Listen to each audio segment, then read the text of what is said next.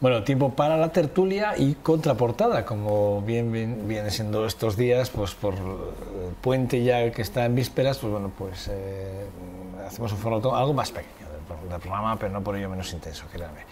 Y tiempo para la tertulia, y que repito, nuestra contraportada de hoy día 22 de marzo. Es verdad que lo que les digo o lo que les comento es para cogerlo un poco con pinzas, porque sí que es verdad que a estas horas, cuando este programa se está grabando, en estos momentos en Bruselas estamos asistiendo a sendos atentados, explosiones de bombas tanto en el metro de Bruselas como también en el aeropuerto. Sí que es verdad que se habla ya de muertos, sin cuantificar, pero sí que, bueno, que todo apunta digo porque los teletipos que están llegando ahora mismo, todo apunta a que tienen que ver mucho con la detención de Saran Abdeslam en estos días atrás. Todo apunta a que probablemente las hipótesis más cercanas van paralelas a la detención del terrorista, del yihadista. Es verdad. Charlie Prieto-Golón, buenos días. ¿Qué tal estamos? ¿Todo bien? Bien. ¿Todo bien? Luis Jatillería, ¿qué tal estás, Golón? ¿Todo bien? Bueno, muy bien, muy ¿Todo bien. Bueno, decía que sí que es verdad que los teletipos, estamos leyendo ahora mismo, y sí que es verdad que, bueno, aunque repito, cuando estamos hablando de este programa todavía quedan muchas horas de día, y supongo que a última hora del día tendremos muchos más datos, más ruedas de prensa, comparecencias diversas, y tendremos más datos para poder valorar, ¿no? Pero así una primera valoración, si me lo permitís, cualquiera de los dos, lo que queráis. Pues efectivamente la magnitud de la tragedia, del atentado, de los atentados, porque debe haber varios, no la conocemos todavía. Sí, todas las noticias que llegan apuntan a que es muy grave, y en cualquier caso yo sí diría dos cosas. La primera, que no aceptaré ninguna justificación, no hay ninguna causa-efecto. No creo que el terrorismo tenga ninguna explicación de ningún tipo. Simplemente es la destrucción por la destrucción, y por supuesto el compromiso de los demócratas, de las democracias, de los partidos políticos y de las instituciones a todos los niveles tiene que ser absolutamente cerrado, unitario, para que todas las circunstancias que hacen que hoy exista terrorismo en el mundo, y además con la gravedad de la que estamos hablando, pueda algún día desaparecer. Pues, tampoco mucho más, además digamos en caliente, todavía sin saber bien lo que ha pasado, pero más o menos intuyendo por dónde van los tiros, efectivamente, pues repugnar, ¿no?, que esto siga ocurriendo y que haya gente dispuesta a hacerlo. Otra cosa es que si siguen dispuestos a hacerlo, seguramente lo van a hacer, porque si había una ciudad que llevaba meses tomada por el ejército, la policía, en alerta porque sabían que les iba a ocurrir, o pensaban que les iba a ocurrir, y les ha ocurrido, después de todo, pues resulta que parece en cierta medida inevitable. Por tanto, aparte de todas las medidas esas de policiales, de ejército, seguramente habrá que abordarlo desde otra perspectiva. Ahora, mirando las noticias en caliente, pues también sorprende que inmediatamente ocurrió el atentado, la primera reacción, antes de condenar nada, es que en la bolsa caen las compañías aéreas, ¿no? Y eso también nos tiene que llamar la atención sobre que el dinero, los grandes propietarios del dinero no se preocupan de solucionar los problemas, sino los suyos. Inmediatamente retiran pensando que con eso durante unas semanas va a bajar la población que va a viajar en avión por miedo, porque esto genera pánico, que es realmente lo que debemos de intentar evitar. Y el dinero, en vez de ayudar a solucionar, acrecienta los problemas. Una cosa es cierta, hablando de compañías, AENA acaba de mandar un comunicado hablando, bueno, que se cancelan todos los vuelos evidentemente a Bruselas, y que deben de consultar, digo, porque si alguno nos está viendo, pues que sepa que tienen que cancelar, que los vuelos, que consulten a AENA probablemente, porque los vuelos estén... Sí, Bruselas además es un aeropuerto en el que va toda Europa permanentemente cada día. Yo ahora ya en mi trabajo actual no, pero tuve una época un trabajo que creo que estuve 3 años yendo una vez a la semana, es decir, que se ha convertido en un centro de negocios, un centro político, un centro administrativo enorme de toda Europa, y está permanentemente lleno de gente. Es un aeropuerto muy conocido, muy familiar para todos los europeos. Bueno, pues esperaremos a ver qué va pasando a lo largo del día, y veremos por dónde fluye la información, sobre todo cuáles son las explicaciones que nos dan desde de los distintos gobiernos para saber qué es lo que ha pasado, ¿no? O qué está pasando ahora mismo en Bélgica. Bueno, varios temas. Luego al final sí que me gustaría que hablásemos de ayer. Además, yo lo escuchaba esta mañana a las 5 de la mañana, 5:30 de la mañana, o escuchaba esa respuesta tan contundente del señor Castro a Obama cuando le dijo pues, el tema de los derechos humanos y tal, no sé qué, que le dice, bueno, usted deme la lista ahora mismo de aquellos que usted crea y los dejo en libertad, y antes de la noche están en libertad todos los que usted me ponga en esa lista, ¿no? La verdad es que la imagen, si la habéis visto, es perpleja, porque el otro se queda como, no se espera la respuesta del señor Castro, ¿no? De alguna forma, ¿eh? Pero interesante, cuando menos interesante la postura del gobierno cubano, ¿eh? Cuando menos, no sé qué os parece, no sé, ya empieza por aquí igual que si empezamos por aquí, pero no sé qué os parece, ¿eh? Hombre, yo creo que es una contestación a una pregunta que le hace un periodista. Más que una pregunta, un periodista afirma que en Cuba hay presos políticos y Raúl Castro le contesta, si me da usted la lista de los presos políticos, esta misma noche salen de la cárcel. Y parece ser que el periodista ha elaborado una lista de 89 personas. Bueno, yo creo que esto está dentro de una dialéctica en la que está envuelto el mismo viaje. Desde hace casi 90 años no había un presidente de los Estados Unidos que hubiera visitado Cuba. Quizás aquí la anécdota más curiosa que estos días se está rescatando es que en el año 73, cuando a Fidel Castro le preguntaron si algún día iría algún presidente de los Estados Unidos allí, ya en el año 73, Fidel Castro contestó que para que un presidente americano fuera, era necesario que fuera negro y que además hubiera un papa latino, y ambas cosas, ambas circunstancias concurren ahora en este momento, ¿no? Probablemente que ha cumplido. Sí, es una de las anécdotas más relevantes de todo esto, ¿no? Yo creo que el viaje de Obama a Cuba es muy importante, y la recepción y el compromiso que de alguna forma Cuba tiene que hacer con este viaje también. Cuba necesita democratizarse. Para democratizarse necesita tener medios que ayuden a la democracia. Por lo tanto, Estados Unidos también se tiene que comprometer con el bloqueo, o sea, evitar, cancelar ese bloqueo.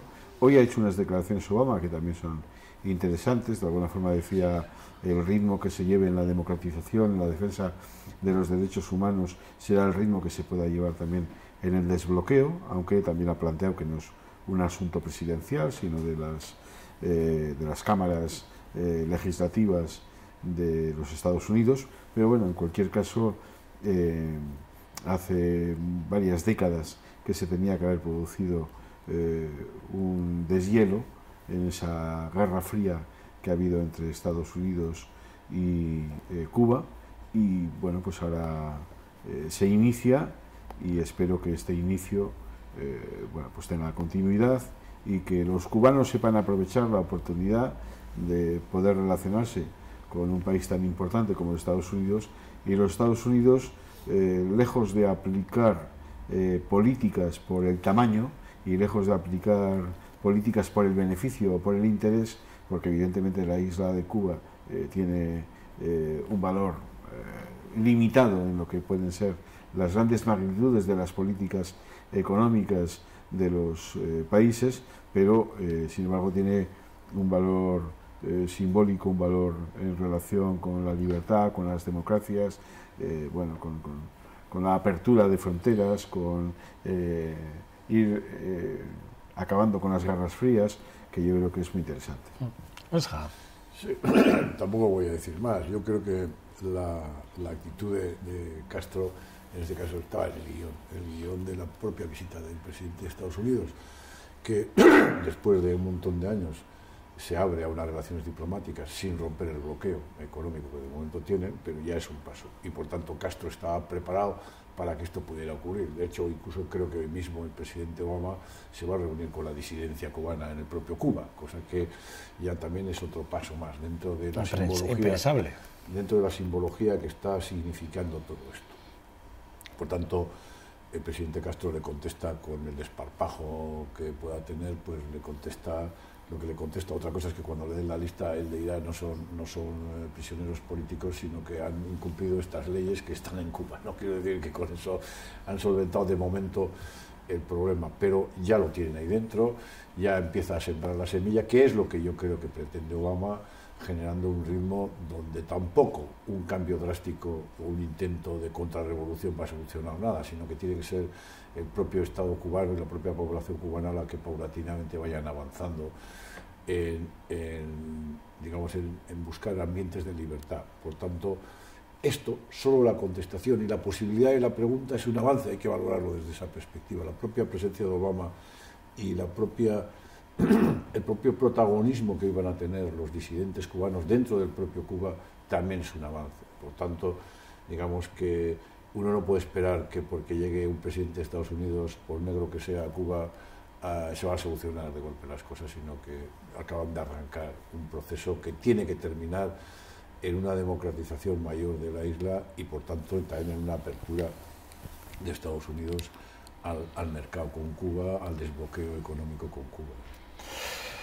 Bueno, en Euskadi también pasan cosas, también pasan cosas, y muchas, no, ninguna exenta además de polémica, porque todas tienen la verdad que su parte de polémica y su impronta política sin lugar a dudas. Ayer, de hecho, el gobierno vasco propone estudiar, a través una propuesta de Jonan Fernández, propone estudiar la realidad de las víctimas en sus municipios. Son titulares de prensa que podemos leer, son muchos los titulares de prensa. Jonan Fernández sugiere a los ayuntamientos que participen de la resocialización de los presos de ETA desde el ámbito local, ¿no? Y sí que es verdad que es una propuesta que hace la Diputación y Eudel, y a partir de ahí, bueno, sí que es verdad que hay distintas reacciones, ¿no? Políticas y sociales, porque sí que es verdad que la propuesta llega un poco,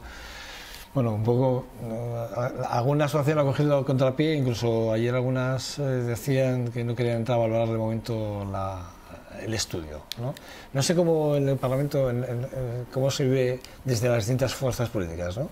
Yo todavía no se ha debatido esto en el Parlamento, vendrá al Parlamento, porque digamos que es una noticia de calado y es un paso importante más que da la Secretaría de Lehendakaricha. Sí, te parece yo en una valoración casi personal y por mi experiencia también como concejal en un pequeño pueblo guipuzcoano que además gobierna Bildu. Yo soy un concejal en la oposición, en el Parlamento estoy, digamos, apoyando al gobierno y en el Ayuntamiento en la oposición. Sí me he dado cuenta que el año pasado ya se hizo el Día de la Memoria y se hizo un pequeño esfuerzo y ya vi un movimiento lento del Ayuntamiento. Y esto sí ha significado romper, digamos, un poquito, un bloqueo que existía. Sobre todo estoy hablando de pueblos pequeños, no. Esto, hacerlo en grandes ciudades, que ya lo está haciendo Gorka Urtaran, ¿no? Por ejemplo, pues cada día que toca el aniversario de una víctima, hacer un recuerdo, pero en pueblos pequeños donde la sociología es más compleja, resulta importante romper ese bloqueo que existía y, por tanto, cualquier paso que se pueda dar para involucrar a las corporaciones municipales, sea quien sea, en avanzar en un... No es tanto una reconciliación como un recuerdo, una memoria conjunta de quien ha muerto, de quien ha sido asesinado. Y al mismo tiempo también poder dar avances, porque también hablaba de socializar los presos, que la posibilidad de analizar, digamos, que no que se la coja con banderas por un bando, sino que se la coja globalmente, el ayuntamiento lo acoja con las posibilidades de resocializar, buscando el trabajo como se busca a todos los demás, que requieran trabajo, etcétera, etcétera.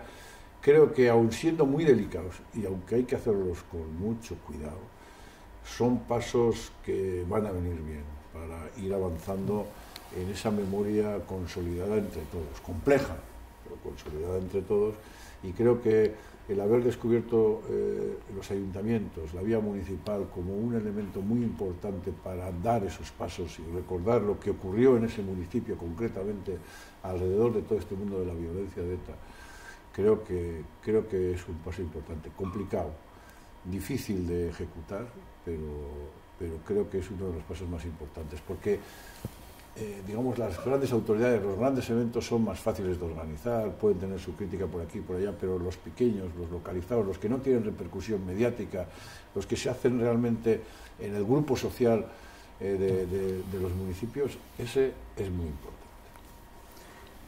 Yo he leído el documento que fue entregado ayer a las diputaciones y a Eudel, y el documento la verdad es que no me gusta. Es también una opinión personal, pero el documento no me gusta. Y no me gusta porque vuelve a incidir en algo que a mí me parece bastante peligroso. Por un lado, se plantea que sea un documento de bases para tomar iniciativas sobre paz y convivencia. Y de alguna forma nos vuelve a llevar a ese escenario, o esa especie de escenario, en el que aquí ha habido guerra y aquí no ha habido voluntad de convivir. Y no es así. Aquí ha habido una minoría que ha usado el terrorismo, ha habido una minoría que ha jaleado, ha apoyado el terrorismo, y ha habido una minoría que se ha negado permanentemente a la convivencia. Y en vez de señalar eso, se hace un todo uno. Nos ponemos todos al mismo nivel.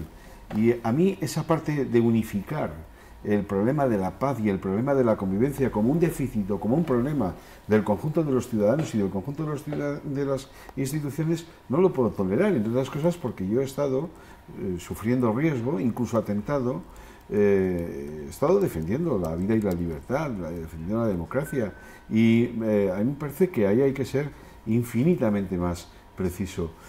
Nunca las instituciones democráticas estuvieron en guerra con nadie y nunca hicieron políticas con prácticas que no permitieran la convivencia.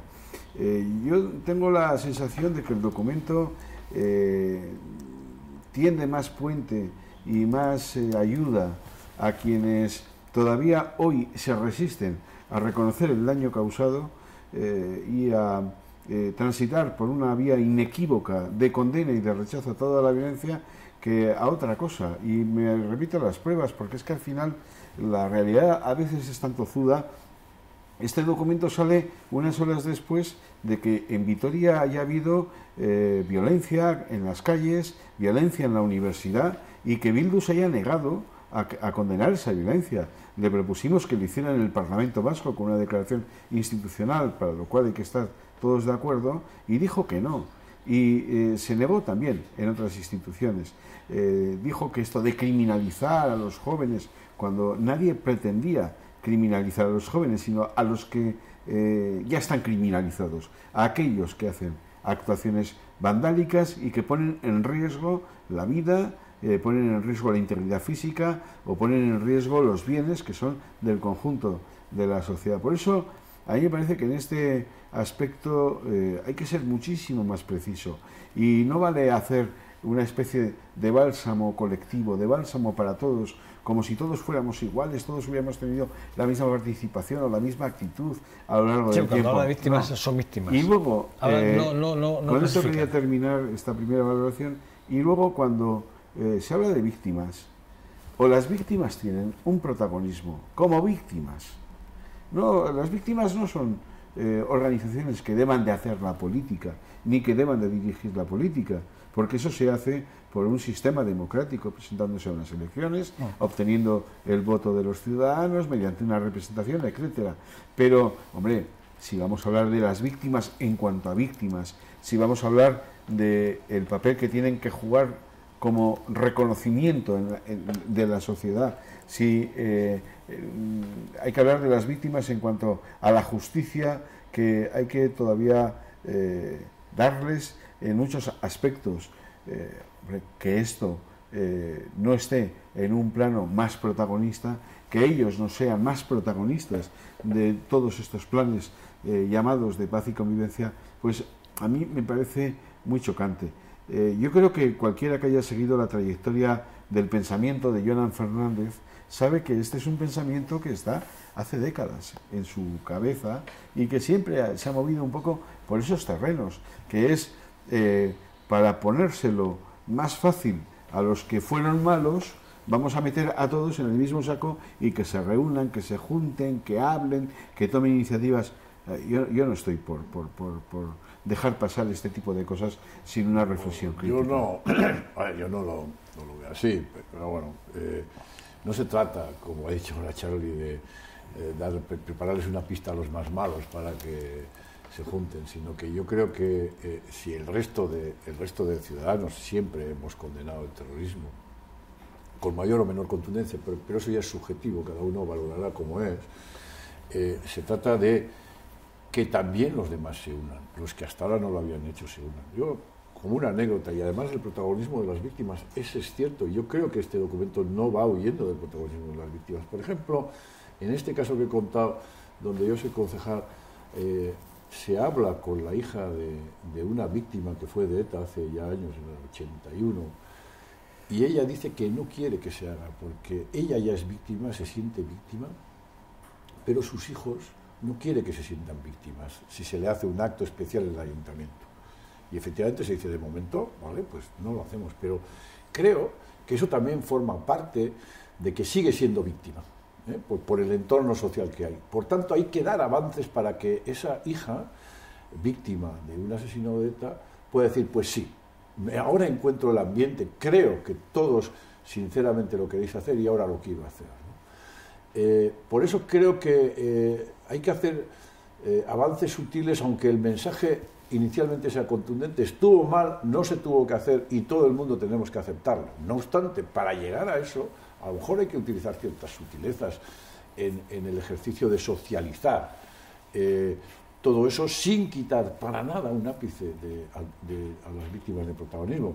Esa es una manera de ver, y yo creo que Jonan, en ese sentido, tiene una sensibilidad que me parece correcta. Puede ser discrepante y para eso está, él lanza un mensaje para que se discrepe o no. Yo estoy esencialmente, y sin haber profundizado mucho, de acuerdo por mis experiencias personales también.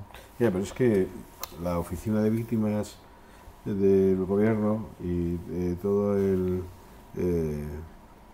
aparato que se ha montado en relación con la paz y la convivencia en el Gobierno, digamos que tiene que hacer una política de carácter institucional y tiene que hacer una política que por eso se hace desde un Gobierno que represente lo que son los valores del conjunto de la sociedad. Y tiene que proteger y defender sobre todo los valores cívicos, democráticos, los valores que se han basado siempre en la defensa y en el respeto de los derechos humanos. Y esto no nos pone en posición de igualdad hoy todavía a unos ciudadanos con otros. Bueno, esa discriminación no se le ve nunca hacerla, y en este documento tampoco se hace, todo lo contrario, se vuelve a meter todo en un saco. Es más, quienes, por ejemplo, han estado practicando el terrorismo hasta hace 4 días en este país, o han estado jaleando el terrorismo, o han dado cobertura al terrorismo, no se cortan un pelo cada 2 por 3 de pedir pues que los alemanes tienen que pedir perdón por el holocausto, por el nazismo.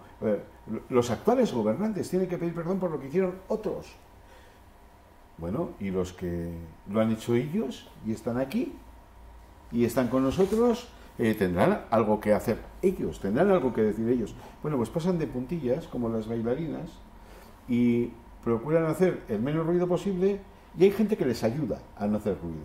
Hay gente que les pone esta moquetita, en vez de ponerles una tarima de esas que hace clac clac, pues le pone estas moquetitas que amortiguan el paso, ¿no? Y a mí me parece que esto es un peligro. Y yo desde luego no lo voy a tolerar. Yo creo que hay que ser, cogiendo un ejemplo de otro aspecto de violencia, tolerancia cero con la violencia, tolerancia cero con el terrorismo, tolerancia cero con las actitudes no democráticas. Y hoy en día habrá que reconocer que en el País Vasco hay mucha tolerancia con quienes practicaron o dieron cobertura al terrorismo. Mucha tolerancia hay todavía. Y entonces, una actividad de paz y convivencia lo que tiene que hacer es evitar esa distancia con esa tolerancia.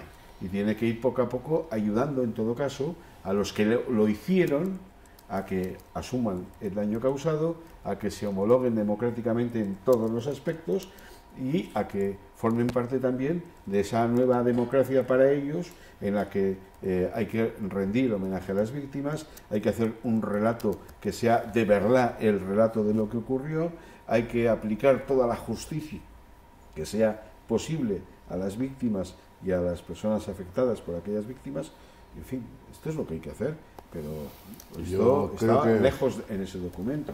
Yo creo que el gobierno vasco actual no ha tenido, vamos, ninguna quiebra en tolerancia cero con la violencia. Ninguna quiebra. Y es contundente, absolutamente contundente. A partir de ahí, otra cosa es la tolerancia con quien en su momento no fue contundente.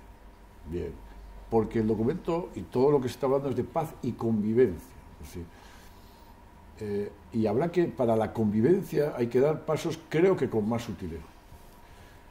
Entonces, si tú te mantienes firme en la intolerancia con la violencia, puedes intentar generar un proceso para convivir en que el que en su día fue favorecedor de la violencia o defensor o cayó, pueda dar pasos paulatinos para acercarse a quienes somos mayoría en este país, absolutamente intolerantes, y lo fuimos también. Entonces, creo que eso es el documento, no solo es de paz y de ser contundentes con las cosas, con la violencia, sino al mismo tiempo generar un marco para convivir, es de convivencia.